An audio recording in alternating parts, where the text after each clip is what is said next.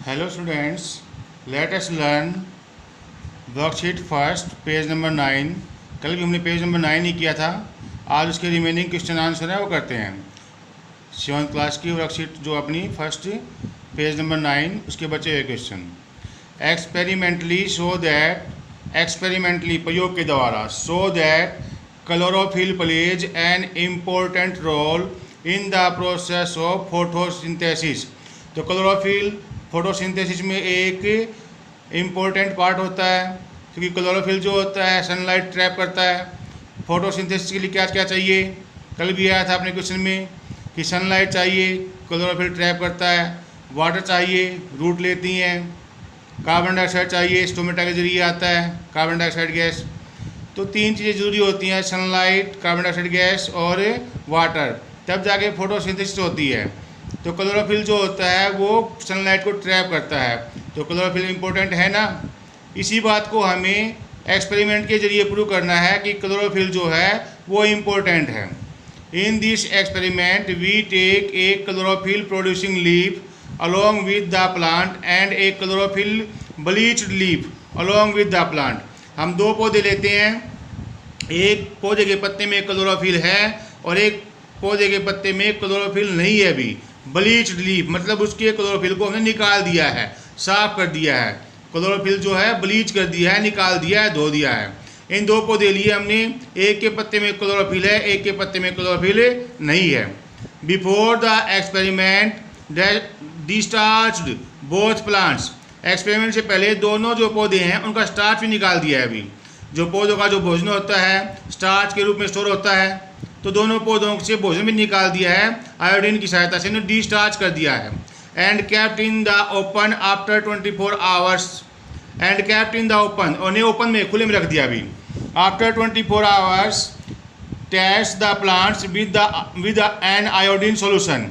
और 24 घंटे बाद जब हमने आयोडीन की सहायता से चेक किया, you see that chlorophyll deprived plant does not produce starch. आप देखोगे कि क्लोरोफिल जिसमें नहीं था उसमें स्टार्च नहीं है, मतलब उसमें फोटोसिंथेसिस नहीं हुई। स्टार्च जो होता है, खाना बनाना जो होता है, पौधों की प्रक्रिया में जो खाना बनता है स्टार्च होता है, वो फोटोसिंथेसिस से बनता है।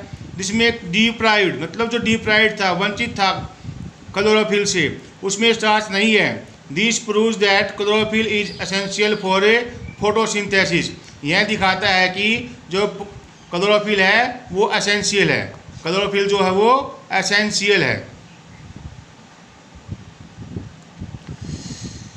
In this experiment, we take a chlorophyll producing leaf along with the plant and a chlorophyll bleached leaf along with the plant. Before the experiment, discharged both plants and kept in the open. After 24 hours, test the plants with an iodine solution. You see that chlorophyll deprived plant does not produce starch. This proves that chlorophyll is essential for photosynthesis. तो इस बात से हमें पता चलता है कि chlorophyll जो है वो एसेंशियल है, क्लोरोफिल जो है एसेंशियल है, ज़रूरी है। तो जिस पौधे में क्लोरोफिल नहीं था वहाँ स्टार्च नहीं बना। स्टार्च नहीं बनने का मतलब क्या है, अभी उसमें भोजन नहीं बना।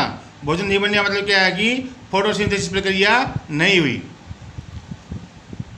Describe the different types of plants on the basis of their mode of nutrition with example of each.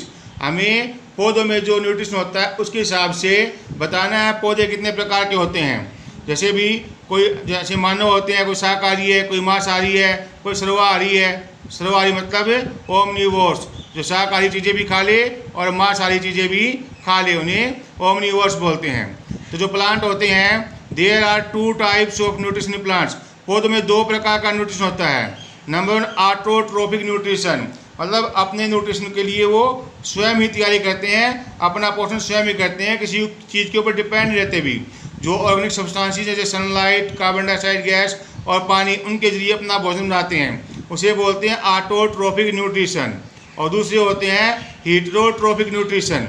Heterotrophic nutrition जो अपने भोजन के लिए दूसरों पर डिपेंड करते हैं, उन्हें बोलते हैं heterotrophic nutrition. Autotrophic, all green plants are autotrophic. Heterotrophics, अब हेटरोट्रोपिक्स में अलग अलग पार्ट हैं। हेट्रोट्रोफिक्स में अलग अलग पार्ट हैं। Heterotrophic nutrition is of 4 types, 4 प्रकार का होता है ये। पैरासाइटिक न्यूट्रिशन यानी दूसरे पे डिपेंड करना, जैसे कैशकटा कल आया था अभी, कैशकटा एक पीली पीली रंग की बेल होती है जो पड़ी होती है पेड़ पौधों के ऊपर, उनसे अपना न्यूट्रिशन सक करती है, वो चूसती है। तो पैरासाइटिक न्यूट्रिशन। इंसेक्टिवोर न्यूट्रिशन, कुछ पेड़ पौधे ऐसे होते हैं जो कीट पतंगे खाते हैं, कुछ पेड़ पौधे ऐसे होते हैं जो कीट पतंगे खाते हैं, उन्हें बोलते हैं इंसेक्टिवोर्स न्यूट्रिशन। सैप्रोफाइटिक न्यूट्रिशन, सैप्रोफाइटिक जो गली सड़ी चीज़ों पे जीवित रहते हैं, जैसे कि फंगस होता है अभी, फंगस, सैप्रोफाइटिक न्यूट्रिशन। सिम्बायोटिक, सहजीविता, जैसे भी एक पौधा तो जो कार्बन डाइऑक्साइड गैस है, वाटर है, सनलाइट है, वो ट्रैप करता है, और दूसरा पौधा भोजन प्रिपेयर करता है, इन दोनों मिलकर साथ काम चलाते हैं। सिम्बायोटिक कल भी आया था, व्हाट इज सिम्बायोटिक, तो सहजीविता, साथ मिलकर काम करना, उन्हें बोलते हैं सिम्बायोटिक। तो हेट्रोट्रोफिक न्यूट्रिशन जो होता है वो 4 टाइप्स का होता है। Parasitic nutrition, insectivores nutrition, saprophytic nutrition और सिम्बायोटिक न्यूट्रिशन। तो प्लांट्स में न्यूट्रिशन कितने टाइप का होता है? 2 टाइप का, ऑटोट्रोफिक और हेट्रोट्रोफिक। और हेट्रोट्रोफिक फिर कितने प्रकार का होता है? 4 टाइप का। कौन सा? पैरासाइटिक, इंसेक्टिवोर्स, सैप्रोफाइटिक और symbiotic. Wild animals like tiger, wolf, lion and leopard do not eat plants. Does this mean they can survive without plants? Can you provide a stable explanation? भी जो wild animals होते हैं, जो carnivores होते हैं, जैसे tiger है, Wolff है, लोयन है, लियोपार्ड है, ये पेड़ पौधे तो खाते ही नहीं, तो क्या इन्हें पेड़ पौधों की ज़रूरत नहीं है?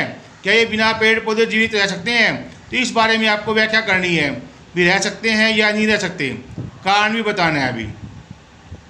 No they can not survive without plants, नहीं वे बिना पेड़ पौधों के जीवित नहीं रह सकते। They get shelter and oxygen from plants, तो उन्हें आश्रय मिलता है, भी धूप छाँव से बचाते हैं उनको, सर्दी गर्मी बारिश से बचाते हैं पेड़ पौधे, और सबसे बड़ी बात ऑक्सीजन देते हैं, सांस तो लेते ही हैं वो भी। Secondly they eat the animals which depend on plants, secondly they eat the animals, secondly they eat the animals which depend on plants for their nutrition. दूसरे में जो पशुओं खाते हैं वो तो पेड़ पौधों पर निर्भर करते हैं, जिन पशुओं को वो खाते हैं वो पशु तो पेड़ पौधों पर निर्भर करते हैं, और पेड़ पौधे नहीं रहेंगे तो जो उनको वो खाते हैं वो कहाँ से आएंगे? वो भी नहीं आएंगे ना, उनका खाना भी नहीं बनेगा अगर पेड़ पौधे ना होंगे तो। So without plant their survival is not possible, तो बिना पौधों के सर्वाइवल पॉसिबल नहीं है उनका भी। तो चाहे शाकाहारी है, चाहे मांसाहारी है, चाहे कार्निवोर्स, चाहे ओमनिवोर्स, हार्बिवोर्स, कैसा भी एनिमल है, भी पेड़ पौधे ज़रूरी हैं, इसीलिए तो इनको बोलते हैं प्रोड्यूसर। जो पेड़ पौधे होते हैं इनको इसीलिए तो बोलते हैं प्रोड्यूसर। तो wild animals like tiger, wolf, lion and leopard do not eat plants. Does this mean they can survive without plants? Can you provide a stable explanation? तो ये जो पशु होते हैं ये पेड़ पौधे नहीं खाते, ये तो मांस खाते हैं, तो क्या इन्हें पेड़ पौधे की जरूरत नहीं है? तो ऐसा कोई भी इंसान नहीं है, ऐसा कोई भी जानवर नहीं है जो बिना पेड़ पौधों के जीवित रह सके, क्योंकि ऑक्सीजन तो चाहिए। ऑक्सीजन कौन बनाता है? पेड़ पौधे ही ना। और दूसरे जो मांसाहारी हैं वो किन्हें खाते हैं? शाकाहारियों को ना। पेड़ पौधे ना रहेंगे तो शाकाहारी कहाँ से आएंगे, और शाकाहारी ना रहेंगे तो फिर मांसाहारी कैसे रहेंगे?